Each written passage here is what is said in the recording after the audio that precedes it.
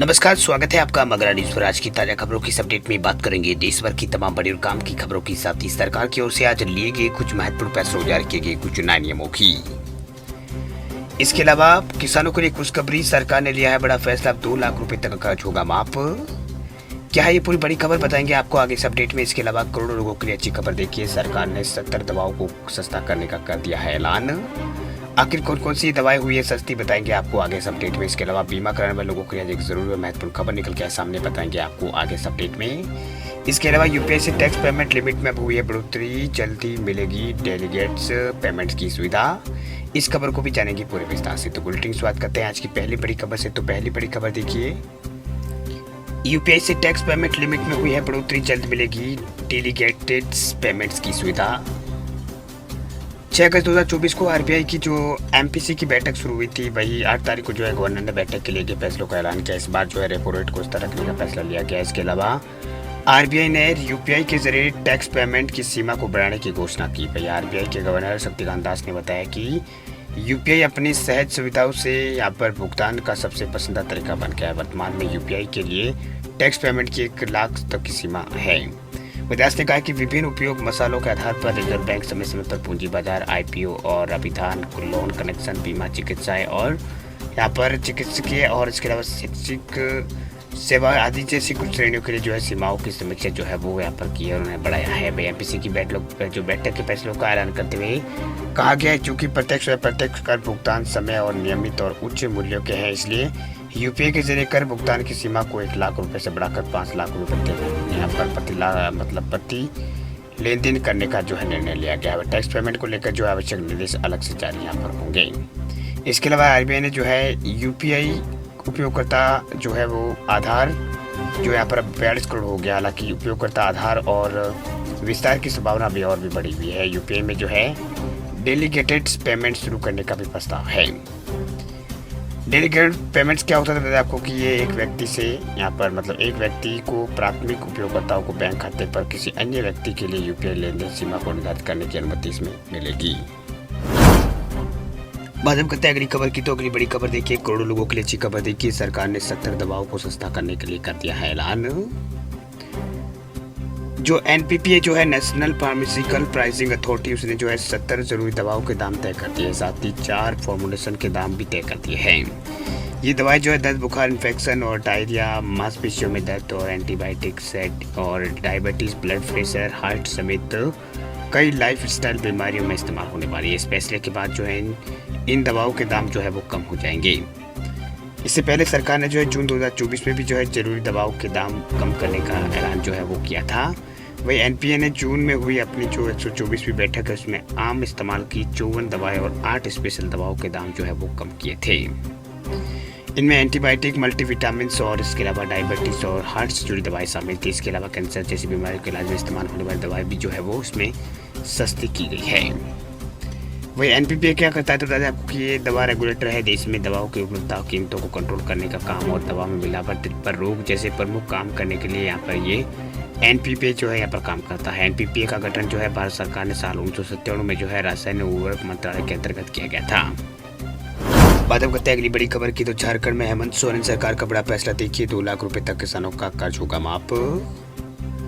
झारखंड के मुख्यमंत्री हेमंत सोरेन की अध्यक्षता में कल हुई कैबिनेट की बैठक में बड़े यहाँ पर किसानों को राहत यहाँ पर दी गई है। इन बैठक में किसानों को राहत दी गई। दरअसल सरकार जो है किसानों को 50,000 से लेकर 2 लाख रुपए तक का कर्ज सरकार माफ करेगी। इसके अलावा कैबिनेट ने जो है 38 प्रस्तावों पर अपनी मोहर लगाई हुई। कैबिनेट सचिव ने बताया कि बैठक में झारखंड कृषि ऋण माफी योजना में संशोधन को मंजूरी दे दी गई है। भाई झारखंड के किसानों को अब 2 लाख रुपए तक का ऋण जो है माफ होगा। वही कैबिनेट सचिव ने बताया कि 31 मार्च 2020 के पूर्व के 2 लाख रुपए तक के कर्ज को माफ किया जाएगा। वही सरकार ने शुरू में जो है 50,000 रुपए तक की ऋण माफी की थी। इसमें जो है 4 लाख से ज़्यादा किसानों को फायदा यहाँ पर हुआ था, यानी यहाँ पर 4,73,000 के आसपास किसानों का ऋण माफ किया गया था। अब राज्य सरकार जो है 4,75,000 किसानों को 2 लाख रुपए तक का ऋण माफ यहाँ पर सरकार करने की बात कही है। इस योजना में एक ही परिवार के एक ही सदस्य को लाभ मिलेगा। इसका लाभ सत्यापन किसी प्रकार के राशन कार्ड से किया जा सकता है। आवेदन के लिए आवेदक से 1 रुपये की सेवा शुल्क के रूप में दिया जाएगा। इसमें राज्य सरकार 750 करोड़ रुपए जो है राज्य सरकार के खर्च करने की संभावना है। चलिए बात अब करते हैं अगली बड़ी खबर की। तो अब हेल्थ और लाइफ इंश्योरेंस प्रीमियम पर कम हो सकता है जीएसटी, सरकार पूरा टैक्स माफ करने के पक्ष में नहीं। हेल्थ और लाइफ इंश्योरेंस के प्रीमियम पर जीएसटी रेट को अब कम किया जा सकता है, मामलों से वाकिफ सूत्रों ने यहाँ पर जानकारी ये दी है। इस सिलसिले में प्रस्ताव जीएसटी रेट के तर्कसंगत बनाने के लिए बनी कमेटी को भेज दिया गया है। सूत्रों के मुताबिक हेल्थ और लाइफ प्रीमियम पर जीएसटी को मौजूदा 18 से घटाकर 5% किया जा सकता है। सूत्रों ने यह भी बताया कि ब्याज दरों से जुड़ी कमेटी इस प्रीमियम पर पूरी तरह से जीएसटी छूट देने के अंदर पक्ष में नहीं है। वहीं इस खबर से प्रमुख insurance company HDFC life, SBI life, ICICI prudential share की शेयरों में तेजी देखने को मिली है। वह जीएसटी रेट को तर्कसंगत बनाने से जुड़ी कमेटी के सदस्यों की बैठक 22 अगस्त को होगी। वह रोड ट्रांसपोर्ट हाईवेज मंत्री नितिन गडकरी ने भी वित्त मंत्री निर्मला सीतारमण को पत्र लिखकर लाइफ और यहाँ पर मेडिकल इंश्योरेंस प्रीमियम पर 18% जीएसटी को वापस लेने के लिए कहा है। उन्होंने यहाँ पर इसके बारे में यहाँ पर कहा था कि इसको वापस लिया जाए, इससे लोगों को यहाँ पर मतलब इसको कम करने की बात यहाँ पर कही गई थी। तो बड़ी खबर फिलहाल ये निकल के सामने आ रही है कि अभी यहाँ पर ये बड़ा फैसला वो अभी कभी भी लिया जा सकता है। बात अब करते हैं अगली खबर की। तो अगली बड़ी खबर है डिज्नी प्लस, यानी डिज्नी प्लस का यूज़ करने वाले, हॉटस्टार का यूज़ करने वाले लोगों के लिए बड़ी खबर। देखिए, अगर आप भी हॉटस्टार के यूज तो अब लगने वाला है आपको बड़ा झटका।